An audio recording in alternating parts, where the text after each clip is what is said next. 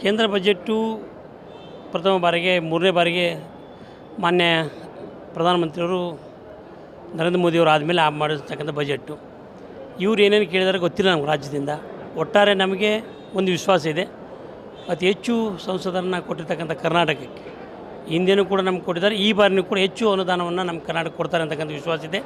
ನಮ್ಮ ನಾಯಕರು ಕೂಡ ಅವ್ರಿಗೆ ಹೇಳಿದ್ದಾರೆ, ಖಂಡಿತವಾಗಿ ನಮ್ಗೆ ಹೆಚ್ಚಿನ ಅನುದಾನ ಸಿಗುತ್ತೆ ಅಂತಕ್ಕಂಥ ವಿಶ್ವಾಸ ಇದೆ. ಯಾವೆಲ್ಲ ಕ್ಷೇತ್ರಕ್ಕೆ ಹೆಚ್ಚಿನ ನೀರಾವರಿ ಮತ್ತು ಈ ರೋಡ್ಸ್ಗಳ ಬಗ್ಗೆ ಏನು ಮತ್ತು ಪ್ರಥಮವಾಗಿ ನೀರಾವರಿಗೆ ಆದ್ಯತೆ ಕೊಡಬೇಕು ಅಂತಕ್ಕಂಥದ್ದು ನಮ್ಮದು.